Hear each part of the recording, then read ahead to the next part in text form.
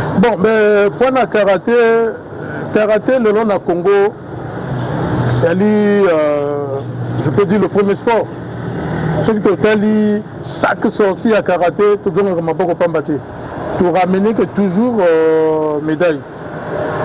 Nani to bimate, to zongi sans médaille. Même si tu as moyen à l'état, mais tu as moyen à Bissomoko, tu peux ramener la médaille. Donc aujourd'hui, dans le Congo, le premier sport c'est le karaté. Même le football vient après. Et là, ma jambe arrière ne bouge pas, je vais tirer le bras avant, la jambe avant. Et je vais repartir au même endroit. Il y en a qui travaillent cette forme-là, c'est pas mauvais, c'est une variante. Hein? Il y en a qui travaillent sur le bout. C'est une variante, hein? C'est pas une faute. En Wando, on travaille. Voilà, c'est pas une faute. C'est le Wando du pied. Donc d'ici, vous tirez la jambe encore, vous la ramenez là où vous tirez, allez, faites. Voilà. Et on a François Ejuki. Et là, vous fermez totalement hein, les tendelles. On part dans l'axe. Allez, faites. On lance la même main. L'autre.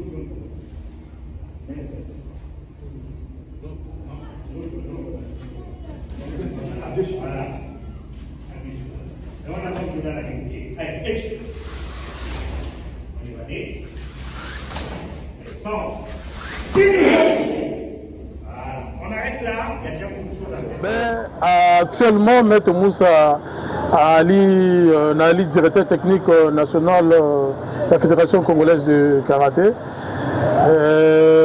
La saison dernière, on a acquis sélectionneur et cette année, directeur technique national. Mais vous ne comprendrez rien quand vous allez reprendre tout ça. Moi, je le sais d'avance. J'ai fait le tour, déjà avant de venir ici, j'ai fait le tour de France aussi, hein, avec les mêmes kata de base. Les gens sont perdus. S'ils ne font plus ce type de travail, vous voulez-vous que ça soit facile? C'est pas facile. Je sais que c'est pas facile. Il faut réapprendre Yann Chodan. C'est pas évident. Donc ici, quand je veux travailler sur mon rythme, c'est mettre le gars KO sur que son attaque. Quand je bloque, bam, je prends la place. Et ici, je veux prendre la place aussi. Je vous ai dit que Oichuki ou Kiakuchuki, c'est la même chose. Donc quand je suis ici, j'ai bloqué. Quand j'envoie Kiakuchuki, je veux le transformer en MP. Mon vilain pareil. Je travaille ici et je vais le transformer en MP. Un MP, c'est quoi? Quand je suis là, vous faites dans le kata, vous faites ça. Non?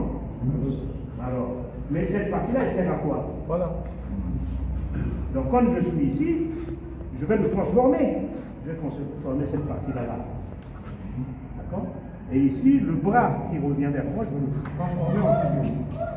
Et je vais envelopper la tête avec des parties comme ça. Je suis déjà ici. Et là, il va apporter à nouveau bien tout. Je monte, je repars. 1, 2. On voit.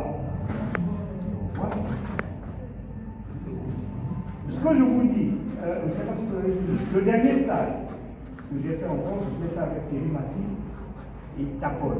Ce sont 2 champions du monde. Là, ils étaient perdus aussi. Ce n'est pas dans leur format de travail. Ce n'est pas parce qu'ils sont des débutants, ils sont en 8e année.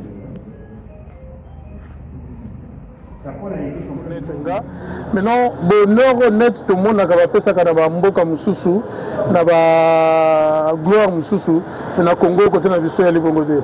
Côté na biso ce que servir l'équipe nationale aussi ici, ce qui y a encore côté na programme ya instruction te au quoi de côté. Donc biso to ça l'effort na ko yokola. Bimape libanda mboka na bamoyen na biso mona na koyokola o toko jo kuna nyo toko ramener na mboka pour dire que na tout auto sala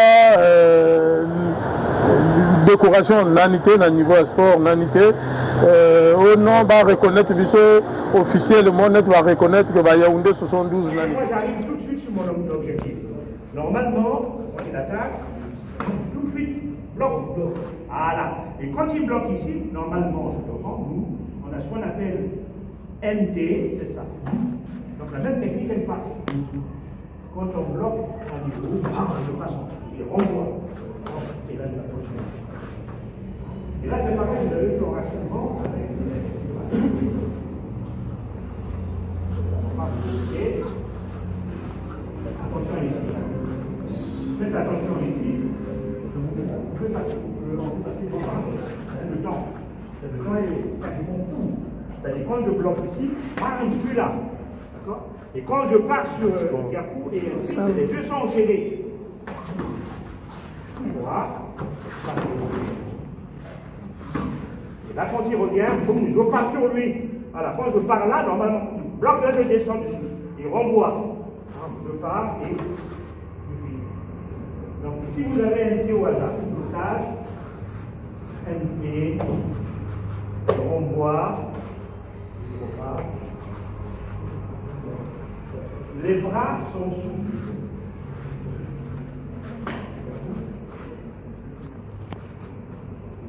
Fort.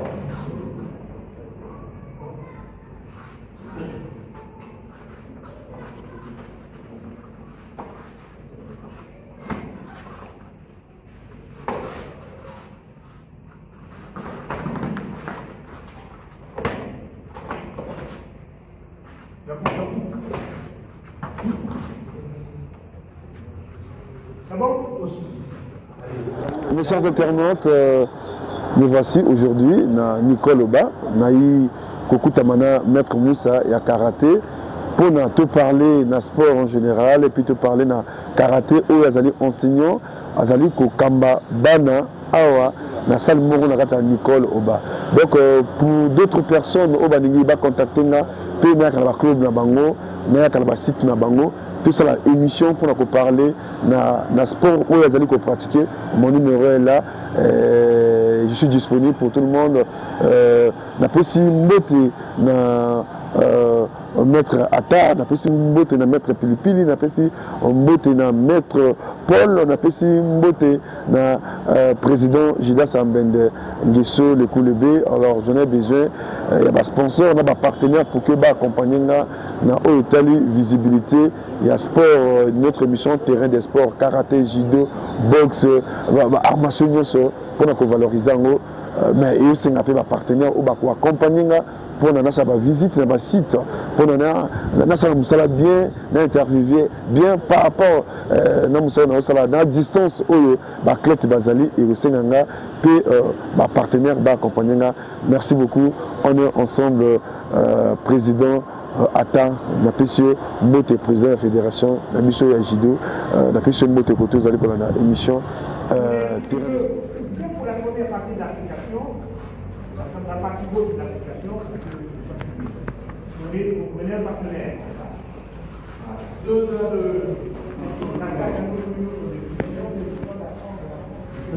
Allez.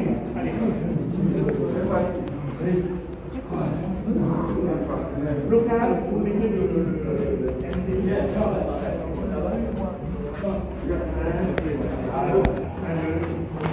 Voilà.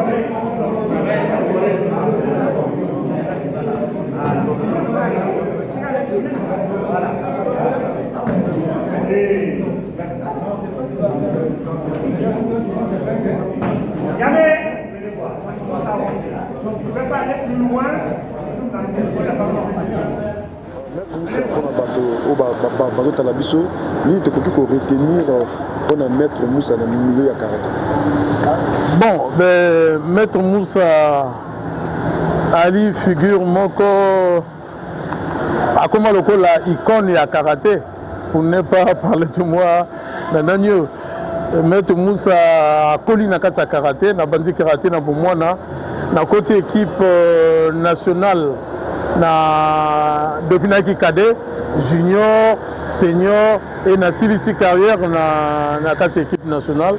Bon, Maître Moussa le ce que le vient à reconnaître titre ne va trophée ne école difficile parce que a tellement qu'il y a trop c'est difficile de citer na job donc il peut-être na revoir un peu nani ba note na ngapo na ko citer biloko tu wana. Ben actuellement Maître Moussa Ali directeur technique national de la Fédération congolaise de karaté. La saison dernière, on a qui sélectionneur et cette année, directeur technique national. Maître Moussa, ceinture Nayo, il y a des choses aux gens à quel club? Bon, mais Nganali, Natambola va club et Belete, Naïka na club, Mokoti, O Naïko Sala club Nanga, Nabandi Karaté na club Senka Kanazawa, Nali élève, il y a Maître Noah Kebi. Et ceinture à Bossou dans l'attaque à Kanazawa. Déjà, combien de pays où Maître Moussa Boundana, combien d'adversaires au Baoutambo Kamoussous? Bon, citer l'adversaire, vous savez, c'est très difficile. Nali Karateka mondial. Donc, ceux qui déjà ont participé dans le championnat du monde est belé. Donc, on a croisé les compétiteurs et Mboke est belé. Donc, citer Bango, bon, Toko, même dans 50 ou 60. Combien de compétitions au Maître Moussa Abunda a gagné? Bon, mais on a gagné na sous-région, à niveau Afrique, juste mondial, titre mondial, nous avons côté. Est-ce que Maître Moussa aussi a reconnu à nouveau l'État était que champion, maître, aux mérité honneur, en fait, Bazali coupé ce honneur était que maître. Bon, mais il y en a d'un monde en français, le Baka, nul n'est prophète chez soi.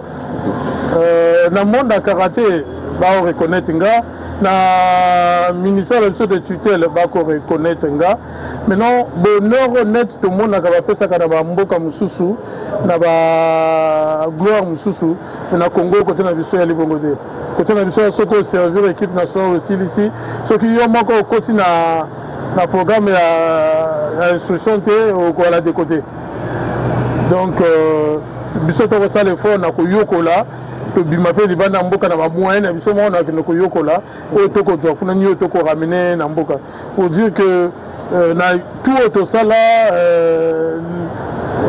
décoration nanité na niveau sport nanité au nom va reconnaître biso officiellement net va reconnaître que ba Yaoundé 72 nanité. Donc si on voit bien génération Nabino il y a combien de maîtres où depuis Karaté Banda on donne à génération Yaoundé la génération Nabino jusqu'aujourd'hui l'État congolais et reconnaître Binoté la Tibino va PTT va honorer Binoté mais va servir le Congo. Bon la génération Nabiso na oyo biso toyi ko relever officiellement na Obango basali vous savez toi na génération moko ali makasi faut-il le biso to respecter que ali ba les médailles de Dakar. Bon, ceux qui vont honorer que la médaille à Yaoundé 72, pourquoi ne pas honorer aussi les médailles de Dakar? Et puis, na Simona Bango, tu as la médaille à Jeux africains, où on va honorer que la présidente de la République. Donc, génération, tout le monde à niveau à karaté, on va honorer, il y a la médaille à Jeux africains 2015. À part ça, on a tout officiellement, alors, merci beaucoup, Maître Moussa.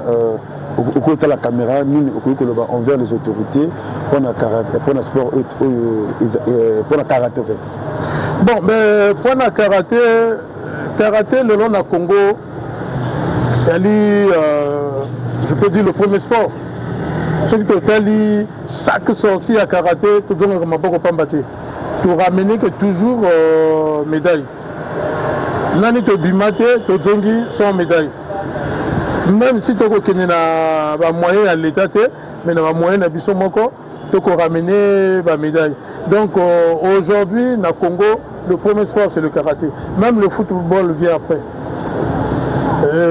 Tu ressens dans l'autorité vraiment va soutenir les efforts. Staff fait comme ça là, dirigeant va comme ça, na tête va comme ça là.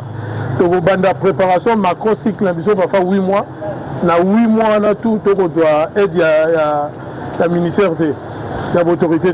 Mais tu peux continuer comme ça là. Et saison prochaine au fur et à mesure. Ça nous fait 4 fois pour manquer le championnat d'Afrique.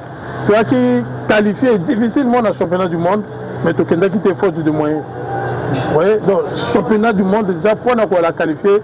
Il y a mais Congo est qui qualifié, mais tout est qualifié. Il n'y avait que 3 pays en Afrique pour qui qualifier. Mais ils sont tous qualifiés. L'équipe va être obligée de repêcher l'équipe l'Iran et remplacer maintenant le Congo. Donc, et ça, l'équipe ne devrait pas si, parce que tu perds de classement dans le côté de l'Aki, tu sais que l'autorité va miser. Sur le lobby hymne national, la mission bête en étranger, avec le karaté, c'est 100% sûr. Biso, tu as le mingi dans les médias, surtout le lobby que tu as ramené, tu as ramené. Tout ça va défier, là, tu as ramené. On ramène jamais plus de 2 médailles, moins de 2 médailles. Donc toujours plus. Donc tout ça, l'autorité va tirer ma boque, va soutenir. Tu as ceux qui te tirent à moyen en jeu, internement, il y a ramener sur la médaille mondiale. Et puis, je vais profiter du micro. L'objectif, c'est qui, dans la saison, pour ramener la médaille mondiale dans le Congo. Donc tout ça qui va boucher double dans la préparation pour ramener la médaille mondiale. Donc il y a les défis dans le biso. Mais en gros, biso, pour ça, on a des photos, appui, il y a le ministère dans le biso.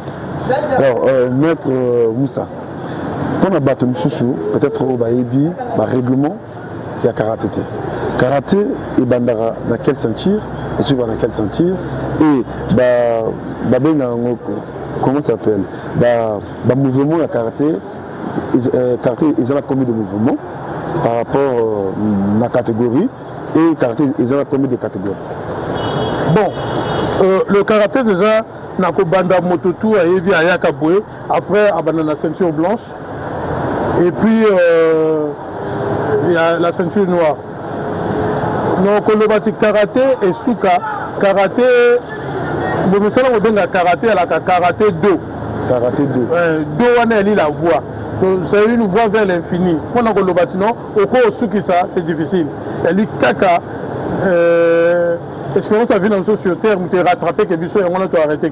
Sans ça, le lot au monde va mettre à 96 ans à continuer ça la karaté. N'a que souka karaté. Parce que ce qu'on met la ceinture noire, à partir de 5e dan, au moment là, tu as rouge, blanc, nous se tourne dans le bagage, ceinture noire, mettons des dan. Après, il faut continuer. Mais je me rattraper que biso pas tout ça. Mais sans ça, karaté est infini. Ce qui, tant qu'on peut vivre, on va continuer comme ça, là, on va continuer à progresser. Bon, dans un mouvement différent, c'est tu as dit le judoté, ou tu as benga dans un mouvement. Au moni diversité, côté d'un biso, et tu as tout mon nez. À tout mon nez, dans le niveau de karaté, tu as dit karaté art, na karaté sport. Dans le karaté art, nous avons dans le karaté traditionnel. Bloc est spécifique, elle est déjà établi. Mais le mouvement est tellement trop que tu peux énumérer tes points. Dans chaque mouvement, il y a parade. Après, il y a une combinaison. Donc, ce qu'on va dire qu'on compte, il y a un bunga. Quand le bâtiment a sali parade, on a complété les locaux, elle est difficile. Mais sans ça, karaté, il y a un kata, il y a un combat. Mais non, on a une catégorie. Tu as 5 dans la catégorie 5 dans Mibali, 5 dans Bassi. Tu as la catégorie de poids. Après la catégorie de poids, tu as l'équipe. Donc, une équipe elle est constituée de 5 athlètes au Bakomata, on a 2 réserves. Alors, comme il y a club, pour vous aller au Kamba. Bon, mais dans le niveau, on a commis. Dans un règlement d'abisso, et c'est que ceux qui ont subi, ont occupé la fonction, il y a minene. Il faut se retirer dans la direction, il y a club Otika, à Jonayo, à gérer. Il y a les bongo, il y a les strictement interdits, ce qu'on allait mettre pour continuer à coacher dans le club. Mais dans les maîtres fondateurs, il y a plusieurs clubs étendus à Congo. Mais le club principalement, il y a le club Yoshitaka. On a les maîtres fondateurs. Il y a un club dans Dolizi, il y a un club dans Woso. On a un directeur technique, il y a le club DGSP Karaté. Ok, merci beaucoup, maître. Alors, comme on a tout à l'habitude, maître a donné ça combien de mètres? Après maître, vous avez combien de mètres? Oh, le lot, ça fait arrêter là. Bon, en tant que maître formateur, on a formé Bela la ceinture noire. Et Bela la ceinture noire, ceux qui ont Tanga, on a 23 ceintures noires on a formé. Bon, on a formé, il y en a lundi voie traditionnelle, il y en a lundi voie la compétition. Il y a lundi voie compétition, il y a une équipe nationale et pas les moindres. Il y a représenter Mboka dans le championnat du monde. Dans quelques heures, on a Tanga, au Babono, au Ibara, on sait. Na lina ba Jospin au Kanze mon va kombe ko tanga parce mingi ba tiki ba jogi ko sala ka karata mais c'est pour ba ko sala au niveau le loyo ba mususu mo sala et rattraper bango ba tona ba bomonyo dosi ba itapi ba okemba alors, fierté fier ils ont envers Bana orienté, encadré, les lois va mettre. Bon, mais et ça la question, ce qui les lois au fond, même moi, comme motomonène, le cas il y a l'Engoli Delphin, du moins nango mokier. So hôtel va vidéo il y a du chance parce qu'à l'époque la vidéo elle a qui a bandi mokier le lot a commis grand compétiteur en équipe nationale et a commis sous ça là a commis des journalistes monène et ça la question pour venir on va dire mon moi non à télémi à sur le terrain pour se défendre même na maille l'épée oyo pesaye parce que maille le outaka ko ta mettre était outana ndako na sport na l'école et ça la question. Ça les 5 magasins. Le lot bateau à la biso ni tout que retenir côté éducation envers la jeunesse pour Maître Moussa. Bon ben Maître Moussa n'a qu'à œuvrer n'a qu'à orienter la jeune. Et qui objectif n'a dans le lobby moi j'ai appris gratuitement. Faut on gapena zong sango gratuitement. Donc na meeting à disposition à la jeunesse pour préparer bango pour transmettre témoin au Ganadjoa qui va remettre un côté na bango et puis tant que bango tout va comme un niveau oyo nga n'a qu'à s'attendre je vais me retirer tranquillement parce que il y a le coup la dette na joa qui nga puis na comme kopesa et puis na ponika ya club langate la jeunesse na lingité va parler na karaté en mal pas le bâtiment karaté comme quoi bundi na balabala au karatéka moko asali pagayi kuna en tout cas na yango même si na l'école mbeto na information na ali moto na sunda na mbeto nga na débarquer ti na ndako ya moto wala on a demander ce qui a raison ou ce qui a tort ce qui a tort automatiquement on a punition na elle est preuve nanga ou pas na lingité au grand jamais de mon vivant na yo continuer karatéka moko abundi na balabala karatéka moko asali mobulu donc mission na mission ali ko aider pe mboka pour na karatéka ba sportif on a ba ko bunga nzela ba toujours na ligne droite. OK. Lelo toujours na majorité il y a ba jeunes lelo bazo pratiquer sport bazo même ça image à sport. Et tout que maître pour na ba sportif il y a au bazali ko plus un sport le plus muté c'est la sport mais bana c'est la pagaille bazo buna bitumba bazo beta na quartier bazali ko c'est 2 heures de na ba arrondissement.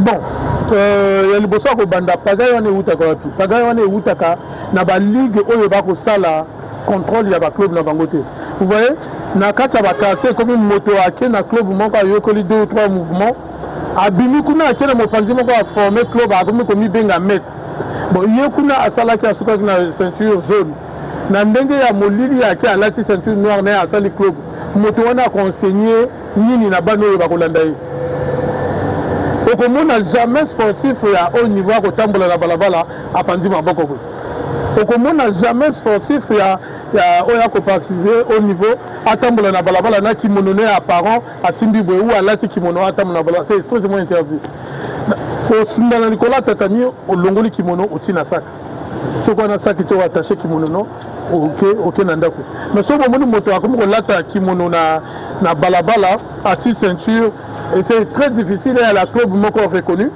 et surtout ba club oyo et à kana mopanzi bon oyo bako travailler na mopanzi on a bako ça la concentration et énergie bango moyen ba dégager énergie on a na ba compétition donc ba obligé les rekoko ma excès ba mekaka nguna balabala na bateau ba sali sporter ceux qui bomoni moto asali paga bo simba bo filmer bo tout na club de bo komona bo ekoko ya kaka no ngana koloba non club nanga komona ngo mokomboso le club est reconnu na niveau ya l'état souvent il y a ligne ba club wana moto ko poser biso problème na ngo biso ba mettre multidisciplinaire to sanganaki to sali moi groupe moko o to kutanaka chaque dimanche et puis to type moi ba petit na ba quartier ba doit comme ça information surtout que club moko fongami kuna to sali délégation ba mettre tout dans la carte ba club on komona boxe judo karaté courage wushu to sundi kuna aussi ni no ko sala l'exception mikanda ce qui wana mikanda te to ko senga na mettre wana ce que ali mettre solo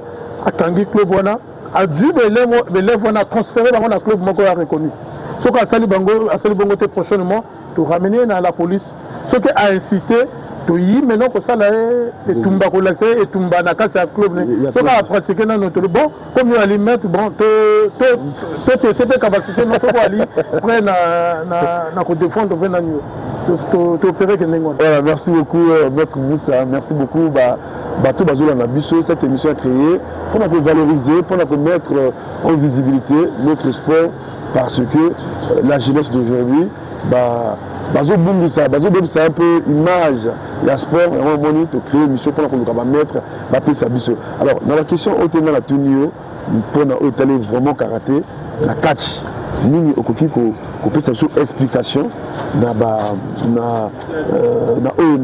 sport pour na bato batala biso ya kati ya karaté.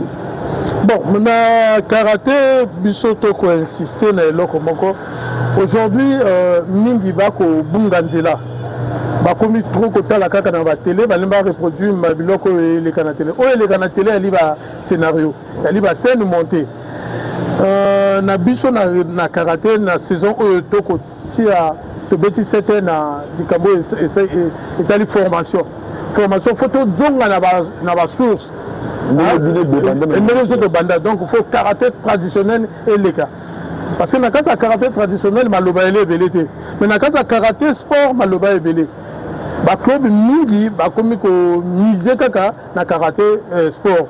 Donc, différence na tanona pona o ba yebite ba yeba. Le karaté sport, il y a le karaté au monaka, il y a régi na règle, il y a tumba, ba matina tatami, ba bunzi, ba a gagné, ba pêcher médaille. Donc le karaté art, c'est différent, c'est le karaté traditionnel. Oyo monaka que non, motasunji, a ça la kata, ko beta maboko, ko ça la leur différence elle est entre deux wana. Maintenant la génération si côté comment on a battu comment miser plus dans karaté sport. Alingi ba bengue champion, alinga ba monnaie na ba médaille, atambola ba glorifier au karaté art on est effacé. On ne peut pas se mesurer à quelqu'un à karaté art. Non, pour les parfois na kataka. Au moins na club oyo et que pratiquer karaté art ba former que peut battre bien na kata. Mais bato ba komi mingi ko se pencher mingi na karaté sport. Biso le long ceux qui te résister pour tenir na ba fonction c'est parce que on a base à bien. Tout ça qui karaté art au début. Mais ba jeune et belé asikoyo ba ça le karaté art. Donc bah il y a un club 2 ou 3 mois à Mati Tatami. À comme la ceinture est belée avant de bunda. Mais le nom c'est que l'ongoli est quand la partie compétition. Karaté sur la compétition au djongissé sur le tatami au moment na mingi à Robungana. Il y a un moment où être belé va salapi va combo dans Bokoyo au moment à Kabango de sous-sujet. Et l'idée parce que Bako occupé que non. C'est parce qu'il y a misé que plus dans le karaté sport. Donc, ce qu'on misait plus dans le karaté sport, après carrière, non, il y a tatami et Sili Obungani. Ce qu'on a dit, bon, c'est de monter au Bungani. Donc, ce qu'on misait que dans le karaté art, après, il y a un vie. On a vu qu'on continue. Ni parti d'eau, on a au début, on continue qu'on a voix, non, on continue qu'on apprendre. Parce que le karaté ne s'arrête pas. Le karaté, motako, le banote, na commis, na sommet. Non. Même, au sensei, vivant, Kanazawa, continuer qu'on apprendre. Dans le temps qu'on suit les vidéos, moi, quand il y a grand maître Kanazawa, on est à l'hôpital. Mais ça, qui tombe dans le mouvement. Donc, ce qu'on a même mouvement, il y a un maître dans le collant à l'hôpital, la perfusion, on a un mouvement, poum, on va, on moto à travailler. Mais, bateau va ça miser que Ming na karaté sport, carrière avec un moulaïté. Parce que ce qu'on a arrêté tout et qui. Ce qu'on a dit technique, il faut nous moto à l'enfance, non? Et on a ça la question. Mais la karaté, on travailler devant le mur, devant le vide. Okay. Merci beaucoup. Nous sommes arrivés à la fin de notre émission avec Maître Moussa à Pessibissio, où on est allé et Bandeli. Après, prochaine émission, on va maintenant que la clé, il y a karaté, maître. Il faut peser combien de kilos, il faut bouiller. Voilà, dans la prochaine numéro, où vous avez plus de contact, pour expliquer un peu où on a mis.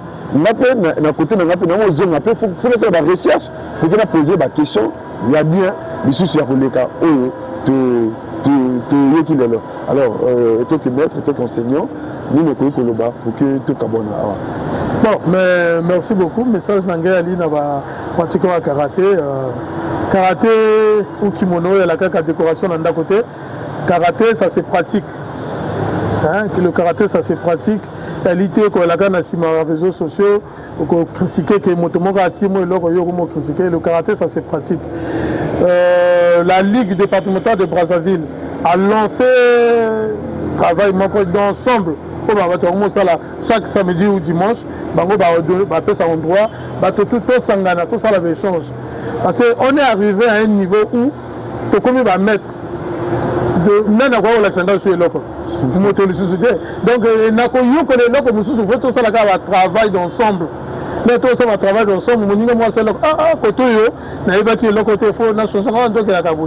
Parce que le karaté continue. Le mouvement sur la monnaie grand maître à travers. Ah bon? Mais il y a pour côté. Ah mais il faut ça l'effort. Donc on a échangé notre sengi pour la bomoko. Tout tika ego na biso à côté.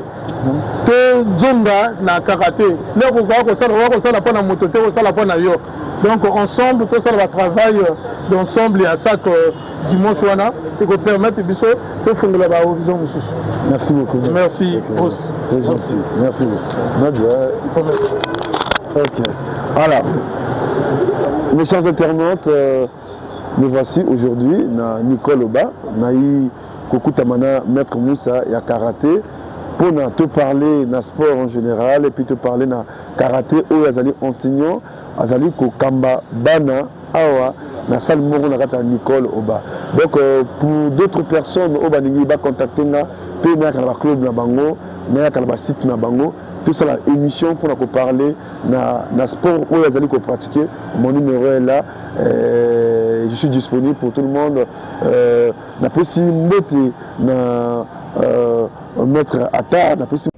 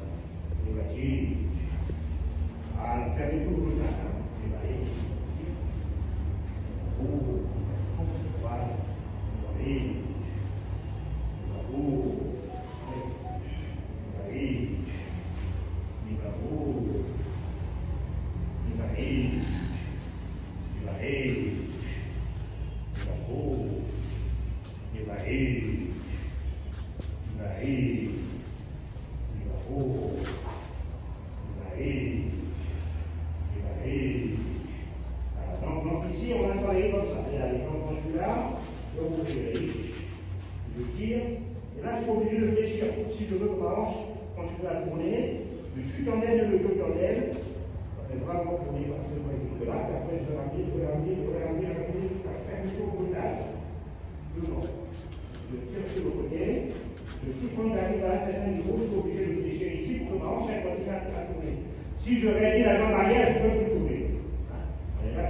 je réalise simplement comme ça.